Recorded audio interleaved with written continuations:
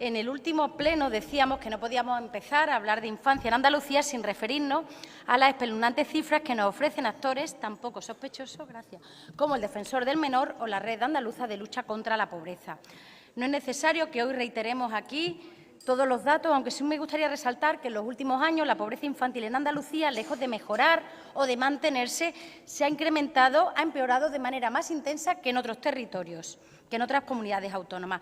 El porcentaje de población menor de 18 años en situación de pobreza relativa en 2015 era el 44,6%, mientras que la media del Estado estaba por debajo del 30%. Un total de 726.059 niños y niñas viviendo en pobreza sitúan a Andalucía como la segunda comunidad autónoma con mayor porcentaje de población infantil en pobreza relativa, únicamente por detrás de la ciudad autónoma de Ceuta.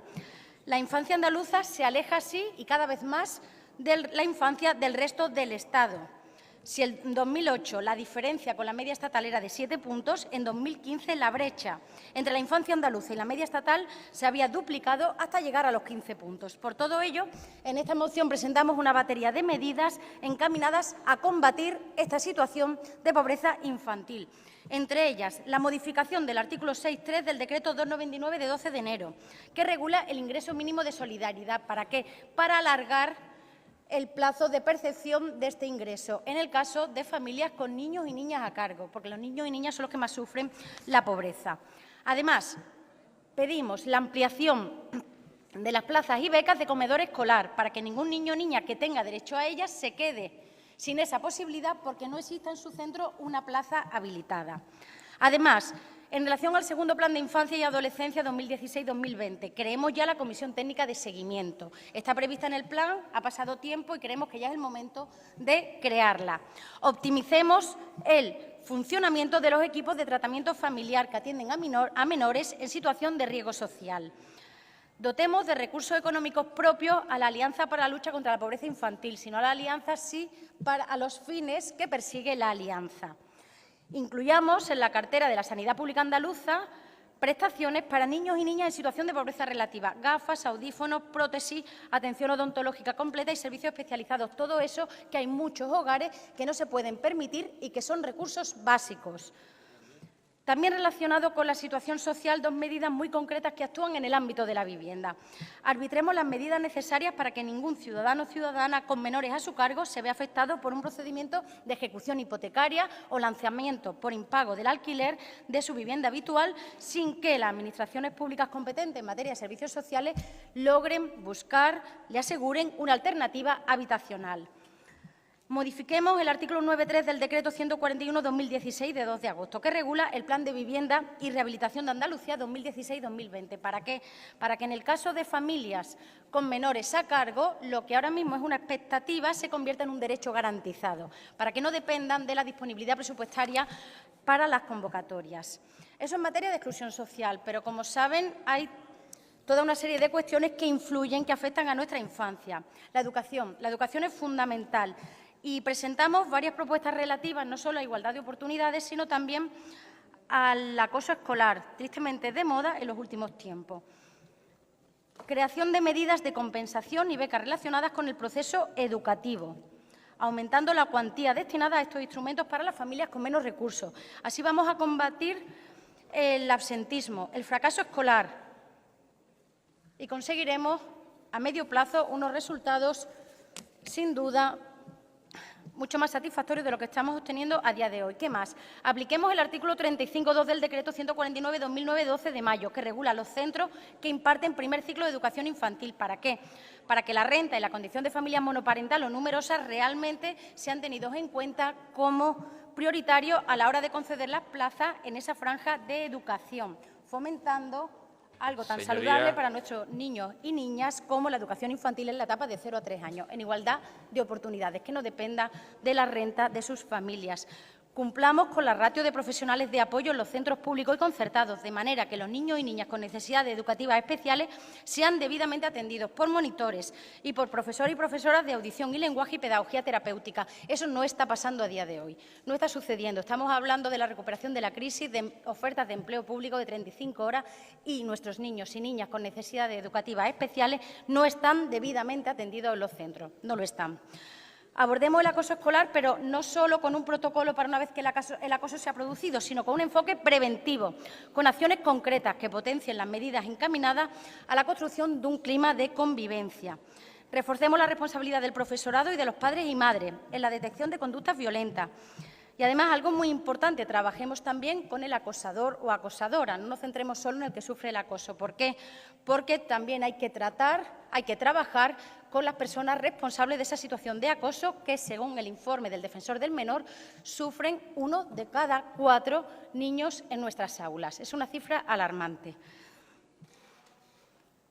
Atención temprana. Sabemos, somos conscientes y lo hemos dicho muchas veces, que reconocemos los esfuerzos del Gobierno en temas de atención temprana. Creemos que en muchas cuestiones se está mejorando y creemos que ha incrementado la inversión en este tema. Todo eso lo compartimos. También nos parece que algunas medidas que se han adoptado recientemente no van en esa dirección, sino que van en la contraria.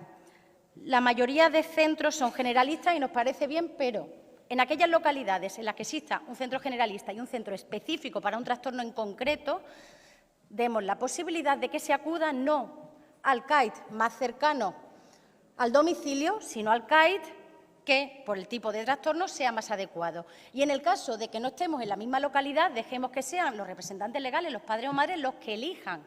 Si un padre o madre quiere desplazarse a un CAIT de otra localidad porque cree que su hijo o hija va a recibir mejor atención, no lo obliguemos, pero si quiere hacerlo y puede asumir el coste temporal y material que eso supone, dejemos que lo haga.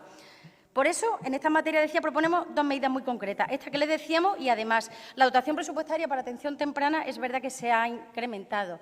Dediquémosla con mayor empeño a la intervención directa sobre niños y niñas, no tanto a los nuevos sistemas informáticos, a los equipos de tratamiento, a los nuevos equipos que se están creando. Dependencia.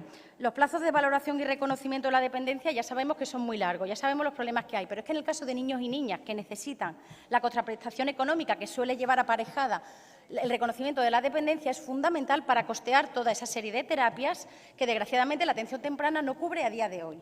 Y por eso es tan importante que, en el caso de los niños y niñas, se agilice esos plazos de resolución. Sabemos que es necesario agilizarlos en todo caso, todas las situaciones que hacemos. En el caso de niños y niñas, que estamos perdiendo oportunidad de tratarlos. Por ello, proponíamos reforzar los servicios destinados a la valoración y reconocimiento de la dependencia.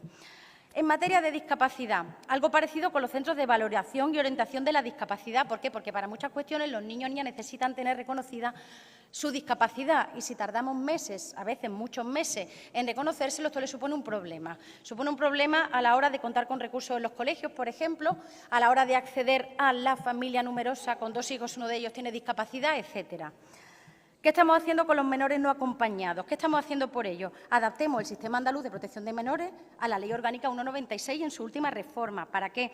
Para que permitamos el acogimiento por familias de una manera prioritaria antes que el acogimiento en centros de menores. Nos parece que es algo mejor para ellos.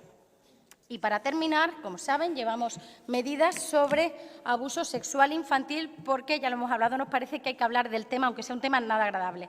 Realicemos un estudio por provincias que contraste números, no estamos hablando de nombres ni de datos, números de niños y niñas que reciben tratamiento en salud mental infantil, es decir, el Servicio Público de Salud por abuso sexual o presunto abuso sexual, con la aplicación del protocolo de la Comunidad Autónoma Andaluza para la derivación al programa de evaluación, diagnóstico y tratamiento. Vamos a contrastar los datos y vamos a ver si sucede algo. Y vamos a ver si sucede algo en todos los sitios o solo en algunos concretos. Remitamos esa información al Parlamento para que la podamos estudiar. Creemos un servicio de coordinación que dependa de Presidencia, pero porque Presidencia es la que tiene la competencia de coordinar los distintos servicios, para que en los casos que haya sospecha de abuso se coordine educación, salud, justicia y servicios sociales. Solo para eso. Creemos un protocolo, además, porque si creamos el servicio de coordinación tienen que tener unas pautas por las que actuar. Y, por último, creemos espacios amables en los juzgados y tribunales para menores víctimas de abuso sexual, pero en general de maltrato. Pues, ¿para qué? Para que puedan hacer su declaración pues, la mejor manera posible, teniendo en cuenta lo que tiene que suponer acudir a un juzgado. Muy importante la situación de los menores transexuales, y ya saben cuál es la posición de mi grupo parlamentario. Garanticemos que ningún niño o niña en Andalucía se vea privado de su derecho a recibir los tratamientos necesarios que le permitan vivir en armonía y plena libertad, garantizando que su opinión es tenida en cuenta a partir de los 12 años de edad. Y ya está. Muchas gracias. Gracias, señoría.